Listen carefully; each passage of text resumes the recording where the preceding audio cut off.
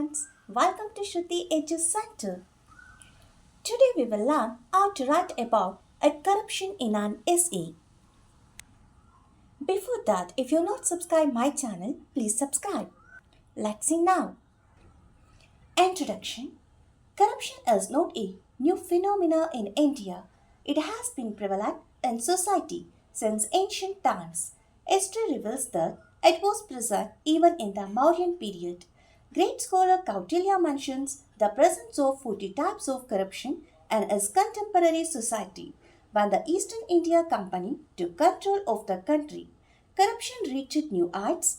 Corruption in India has become so common that people now are averse to thinking of public life without it. Corruption implies perversion of morality, integrity, character, or duty out of mercenary motives. Example, bribery, without any regard to honor, right, and justice. In other words, hand your favor to anyone for some monetary or other gains is corruption.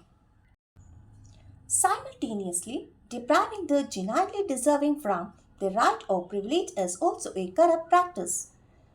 Shirking one's duty or dereliction of duty are also forms of corruption. Dishonesty, exploitation, malpractices, scams, and scandals are various manifestations of corruption. Corruption has spread its tentacles in every sphere of life, namely business, administration, politics, and services. In fact, there is hardly any sector which can be categorized as not being infected with the vices of corruption. Corruption is rampant in every segment and every section of society. Conclusion. To root out the evil of corruption from society, we need to make a comprehensive code of conduct for politicians, legislatures, bureaucrats, and such code should be strictly enforced. Judiciary should be given more independence and powers on issues related to corruption. Special courts should be set up to take up such issues and speedy trial should be ensured. Law and order machinery should be allowed to work without political interference. NGOs and media should come forward to create awareness against corruption in society and educate people to combat this evil. Only then we would be able to save our system from collapsing. Friends, corruption ಅಂತ ಹೇಳಿದ್ರೆ ಭ್ರಷ್ಟಾಚಾರ ಅಂತ. ಮೊದಲಿಗೆ ನಾವು ಎಸ್ಸೆಯನ್ನು ಬರಿಬೇಕಾದ್ರೆ ಇಂಟ್ರಡಕ್ಷನ್ನ ನಾವು ಬರಿಬೇಕಾಗತ್ತೆ. ಪೀಠಿಕೆ ಅಂತ ಇದನ್ನ ಕರಿತೀವಿ. ಈ ಪ್ಯಾರಾಗ್ರಾಫ್ ಏನು ಹೇಳುತ್ತೆ ಇದನ್ನು ನಾವಿವಾಗ ನೋಡ್ತಾ ಹೋಗೋಣ. ಭಾರತದಲ್ಲಿ ಭ್ರಷ್ಟಾಚಾರ ಅನ್ನುವಂಥದ್ದು ಹೊಸ ವಿದ್ಯಮಾನ ಅಲ್ಲ. ಅದು ನೋಡಿ, ನ್ಯೂ ಫಿನೋಮಿನಾ ಅಂದರೆ ಹೊಸ ವಿದ್ಯಮಾನ ಅಲ್ಲ ಅದು. ಇದು ಪ್ರಾಚೀನ ಕಾಲದಲ್ಲೂ ಕೂಡ ಸಮಾಜದಲ್ಲಿ ಪ್ರಚಲಿತವಾಗಿ ಇರುವಂಥದ್ದೇ ಆಗಿರುತ್ತೆ. ಮೌರ್ಯರ ಕಾಲದಲ್ಲಿ ಇದು ಇರುವುದನ್ನು ನಾವು ನೋಡ್ಬೋದಾಗಿರುತ್ತೆ. ಅದನ್ನ ಇತಿಹಾಸ ನಮಗೆ ತಿಳಿಸುತ್ತೆ. ಮಹಾನ್ ವಿದ್ವಾಂಸ ಆಗಿರುವಂತಹ ಕೌಟಿಲ್ಯ ಏನಂತ ಹೇಳ್ತಾರೆ ಅಂತ ಹೇಳಿದ್ರೆ, ತನ್ನ ಸಮಕಾಲೀನ ಸಮಾಜದಲ್ಲಿ 40 ರೀತಿಯ ಭ್ರಷ್ಟಾಚಾರದ ಉಪಸ್ಥಿತಿಯನ್ನ ಅವರು ಉಲ್ಲೇಖ ಮಾಡಿರೋದನ್ನ ನಾವು ಗಮನಿಸಬಹುದಾಗಿರುತ್ತೆ.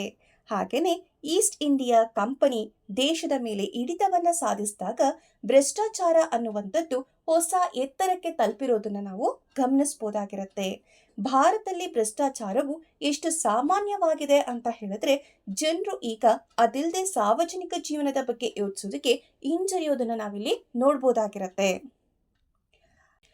ಭ್ರಷ್ಟಾಚಾರ ಅಂತ ಹೇಳಿದ್ರೆ ಇಲ್ಲಿ ಸ್ವಾರ್ಥ ಉದ್ದೇಶವನ್ನ ಇದು ಹೊಂದಿರುತ್ತೆ. ಮೊರಾಲಿಟಿ ಇರೋದಿಲ್ಲ, ನೈತಿಕತೆ ಇರೋದಿಲ್ಲ, ಇಂಟಿಗ್ರಿಟಿ ಸಮಗ್ರತೆ ಇರೋದಿಲ್ಲ, ಕ್ಯಾರೆಕ್ಟರ್ ಯಾವುದೇ ರೀತಿಯ ಒಂದು ಚಾರಿತ್ಯ ಅನ್ನುವಂಥದ್ದು ಇರೋದಿಲ್ಲ ಅಲ್ವಾ. ಅದೇ ರೀತಿನೇ ಮರ್ಸನರಿ ಮೋಟಿವ್ಸ್ ಅಂತ ಹೇಳ್ತೀವಿ ಅಲ್ವಾ. ಸೊ ಇಲ್ಲಿ ಯಾವುದೇ ರೀತಿಯ ಒಂದು ಕರ್ತವ್ಯವನ್ನ ಏನ್ ಮಾಡ್ತಾ ಇರ್ತಾರೆ ಅಂತ ಹೇಳಿದ್ರೆ ಇಲ್ಲಿ ವಿಕೃತಿಯನ್ನ ಮಾಡುವಂಥದ್ದಾಗಿರುತ್ತೆ. ಮತ್ತೆ ಇಲ್ಲಿ ಬ್ರೈಬರಿ ಆಗಿರ್ಬೋದು, ಲಂಚವನ್ನ ತಗೊಳ್ಳುವಂಥದ್ದಾಗಿರುತ್ತೆ. ಬೇರೆ ರೀತಿಯಲ್ಲಿ ನಾವು ಹೇಳೋ ಹಾಗಿದ್ರೆ ಇನ್ ಅದರ್ ವರ್ಡ್ಸ್, ಸೊ ಕೆಲವೊಂದು ಹಣಕಾಸಿನ ಅಥವಾ ಇತರ ಲಾಭಗಳಿಗಾಗಿ ಯಾರಿಗೂ ಅನುಚಿತ ಅನುಗ್ರಹವನ್ನ ನೀಡುವಂಥದ್ದೇ ಭ್ರಷ್ಟಾಚಾರ ಅಂತ ನಾವಿಲ್ಲಿ ಹೇಳ್ಬೋದಾಗಿರುತ್ತೆ. ಸೈಮಲ್ಟೇನಿಯಸ್ಲಿ ಅಂತ ಹೇಳಿದ್ರೆ ಅದೇ ಸಮಯದಲ್ಲಿ ನಿಜವಾಗಿಯೂ ಅರ್ಹರನ್ನ ಅವರ ಹಕ್ಕು ಅಥವಾ ಸವಲತ್ತುಗಳಿಂದ ವಂಚನೆ ಮಾಡುವಂಥದ್ದು ಸಹ ಭ್ರಷ್ಟಾಚಾರದ ಒಂದು ಅಭ್ಯಾಸ ಅಂತಾನೆ ನಾವು ಹೇಳ್ಬೋದು, ಕರಪ್ಟ್ ಪ್ರಾಕ್ಟಿಸ್. ಶಿರ್ಕಿಂಗ್ ಅಂದರೆ ಕರ್ತವ್ಯದಿಂದ ಇಲ್ಲೇನಾಗ್ತಾ ಇದೆ, ನುಣುಚಿಕೊಳ್ಳುವಂಥದ್ದು ಅಥವಾ ಕರ್ತವ್ಯ ನಿರ್ಲಕ್ಷ್ಯ ಕೂಡ ಭ್ರಷ್ಟಾಚಾರದ ರೂಪ ಅಂತಾನೆ ಇಲ್ಲಿ ಹೇಳ್ಬೋದಾಗಿರುತ್ತೆ. ಅಪ್ರಾಮಾಣಿಕತೆ ಆಗಿರ್ಬೋದು, ಡಿಸ್ಆನೆಸ್ಟಿ, ಎಕ್ಸ್ಪ್ಲೋಟೇಷನ್, ಶೋಷಣೆಯನ್ನು ಮಾಡುವಂಥದ್ದು, ಮಾಲ್ ಪ್ರಾಕ್ಟೀಸಸ್, ದುಷ್ಕೃತ್ಯಗಳಾಗಿರ್ಬೋದು, ಮತ್ತು ಕೆಲವೊಂದು ಸ್ಕ್ಯಾಮ್ಸ್ಗಳು, ಹಗರಣಗಳಾಗಿರ್ಬೋದು, ಇದೆಲ್ಲವೂ ಕೂಡ ಭ್ರಷ್ಟಾಚಾರದ ಒಂದು ವಿವಿಧ ಅಭಿವ್ಯಕ್ತಿ ಅಂತಾನೆ ಹೇಳ್ಬೋದಾಗಿರುತ್ತೆ. ಭ್ರಷ್ಟಾಚಾರ ಅನ್ನುವಂಥದ್ದು, ಕರಪ್ಷನ್ ಅನ್ನುವಂಥದ್ದು ಜೀವನದ ಪ್ರತಿಯೊಂದು ಕ್ಷೇತ್ರದಲ್ಲೂ ಕೂಡ, ಅಂದರೆ ವ್ಯಾಪಾರ ಆಗಿರ್ಬೋದು, ಆಡಳಿತ ಆಗಿರ್ಬೋದು, ಮತ್ತು ಸೇವೆಗಳಲ್ಲಿ ತನ್ನ ಒಂದು ಗ್ರಹಣಾಂಗಗಳನ್ನು ಅದು ಹರಡ್ಕೊಂಡಿದೆ ಅಂತ ಹೇಳ್ಬೋದು. ಅಂದರೆ ಅಲ್ಲೆಲ್ಲ ಕೂಡ ನಾವೇನು ಮಾಡ್ತಾ ಇದ್ದೀವಿ, ಭ್ರಷ್ಟಾಚಾರ ಅನ್ನುವಂಥದ್ದನ್ನು ನೋಡ್ತಾ ಇದ್ದೀವಿ. ವಾಸ್ತವವಾಗಿ ಭ್ರಷ್ಟಾಚಾರದ ದುಷ್ಪರಿಣಾಮಗಳಿಂದ ಸೋಂಕಿಗೆ ಒಳಗಾಗದ ಯಾವುದೇ ವಲಯ ಇಲ್ಲ ಅಂತ ನಾವಿಲ್ಲಿ ಹೇಳ್ಬೋದು. ಪ್ರತಿಯೊಂದು ವಲಯದಲ್ಲೂ ಸಹ ಭ್ರಷ್ಟಾಚಾರದ ದುಷ್ಪರಿಣಾಮಗಳು ಕಂಡು ಬರ್ತಾ ಇದೆ ಅಂತ ಹೇಳ್ಬೋದಾಗಿರುತ್ತೆ. ಭ್ರಷ್ಟಾಚಾರವು ಸಮಾಜದ ಪ್ರತಿಯೊಂದು ವಿಭಾಗದಲ್ಲೂ ಕೂಡ ಏನಾಗಿದೆ, ವ್ಯಾಪಕ ಆಗಿರೋದನ್ನ ನಾವಿಲ್ಲಿ ಗಮನಿಸಬಹುದಾಗಿದೆ. ರ್ಯಾಂಪಟ್ ಅಂತ ಹೇಳಿದ್ರೆ ಇಲ್ಲಿ ಭ್ರಷ್ಟಾಚಾರ ಅನ್ನುವಂಥದ್ದು ಅತಿರೇಕ ಇರೋದನ್ನ ನಾವಲ್ಲಿ ನೋಡ್ಬೋದಾಗಿರುತ್ತೆ. ನೆಕ್ಸ್ಟ್ ಬರೋಣ ಈಗ ಕನ್ಕ್ಲೂಷನ್.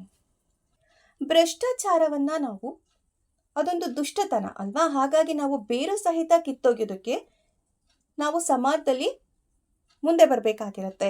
ಸೊ ರಾಜಕಾರಣಿಗಳಾಗಿರ್ಬೋದು, ನಾವುಗಳಾಗಿರ್ಬೋದು, ಶಾಸಕರಾಗಿರ್ಬೋದು, ಮತ್ತು ಅಧಿಕಾರಿಗಳಿಗೆ ಸಮಗ್ರ ನೀತಿ ಸಂಹಿತೆಯನ್ನು ರೂಪಿಸಬೇಕಾಗಿದೆ. ಮತ್ತು ಅಂತಹ ಸಂಹಿತೆಯನ್ನು ಕಟ್ಟುನಿಟ್ಟಾಗಿ ನಾವು ಜಾರಿಗೊಳಿಸಬೇಕು. ಭ್ರಷ್ಟಾಚಾರಕ್ಕೆ ಸಂಬಂಧಪಟ್ಟಂತೆ ವಿಷಯಗಳ ಬಗ್ಗೆ ನ್ಯಾಯಾಂಗಕ್ಕೆ ಹೆಚ್ಚಿನ ಸ್ವಾತಂತ್ರ್ಯ ಮತ್ತು ಅಧಿಕಾರವನ್ನು ನಾವು ನೀಡಬೇಕಾಗತ್ತೆ.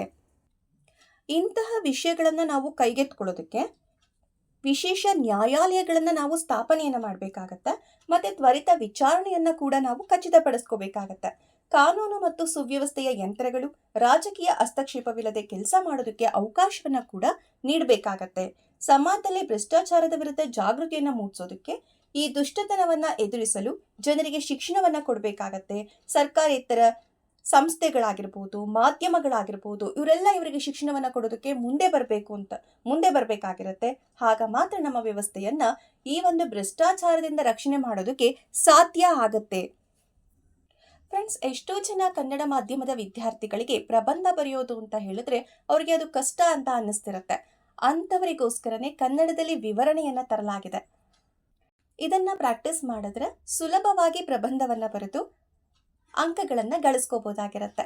ಒಂದೊಂದು ಅಂಕ ಕೂಡ ಪರೀಕ್ಷೆಯಲ್ಲಿ ತುಂಬಾ ಮುಖ್ಯವಾಗಿರುತ್ತೆ. ಸೊ ಹಾಗಾಗಿ ಪ್ರಬಂಧದಿಂದ ಅಂಕಗಳನ್ನು ಬಿಟ್ಟು ನಿರಾಶರಾಗಬೇಡಿ. ಸ್ವಲ್ಪ ಪ್ರಾಕ್ಟೀಸ್ ಮಾಡಿದ್ರೆ ಆ ಅಂಕಗಳು ಕೂಡ ನಿಮ್ಮದಾಗತ್ತೆ ಅಂತ ಹೇಳ್ತಾ, ಇದಿಷ್ಟು ಈ ವಿಷಯಕ್ಕೆ ಸಂಬಂಧಪಟ್ಟಂತ ಮಾಹಿತಿಯಾಗಿರುತ್ತೆ. Friends, this information related to this essay. If you are not subscribed my channel, please subscribe, like and share also. Thanks for watching.